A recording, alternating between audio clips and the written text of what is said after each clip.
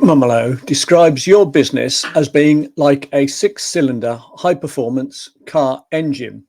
And this is how it works. Everyone starts being good at something, which is operations, but you need to put goals and strategy in place where a lot of people don't get to that stage. They carry on sort of working as if they're employed. You need to have systems in place so your business runs efficiently and runs profitably when you're not there. You need to understand your numbers.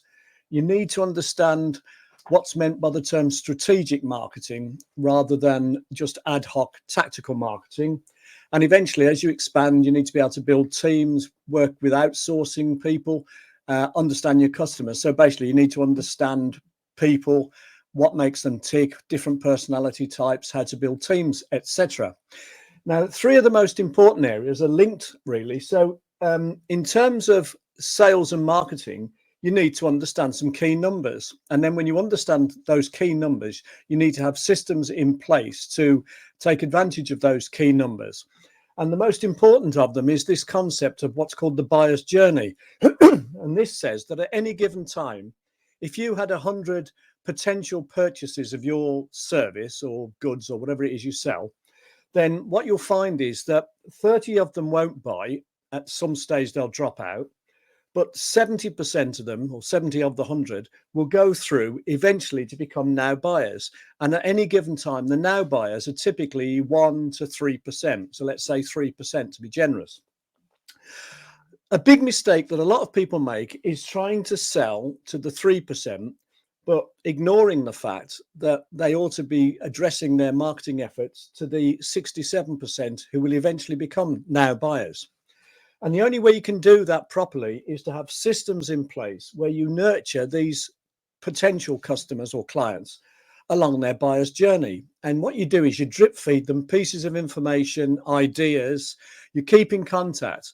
And by nurturing them along the buyer's journey on a regular basis, multiple points of contact, more than one type, what happens is eventually when they do become now buyers, they'll need to work out why they need to buy this product or service, how to overcome their objections, why they might not want this particular variant, but they might want this variant. And then critically, who can we buy off? You know, who do we trust? Who's got what we need and who will look after us properly?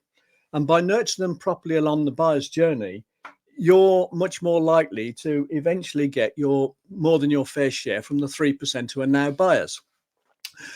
By doing this, what you're actually doing is you're marketing to 70 who will eventually become buyers rather than 3 who will eventually become buyers. So you're basically selling and marketing to 20 times plus more potential clients. But you can only do it if you have systems put in place here to nurture them along the buyer's journey.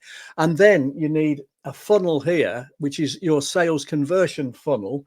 That needs to be systemized with wow factors built in, so that you convert as many of these 3 here into clients or customers.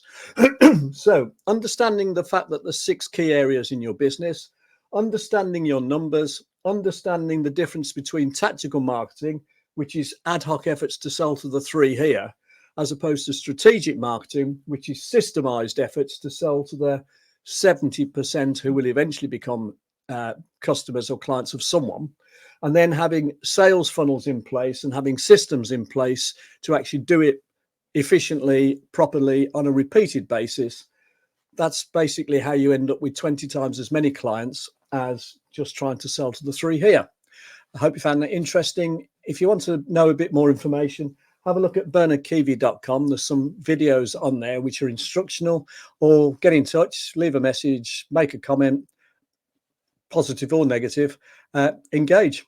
Thanks very much for watching. Hope you found that useful today.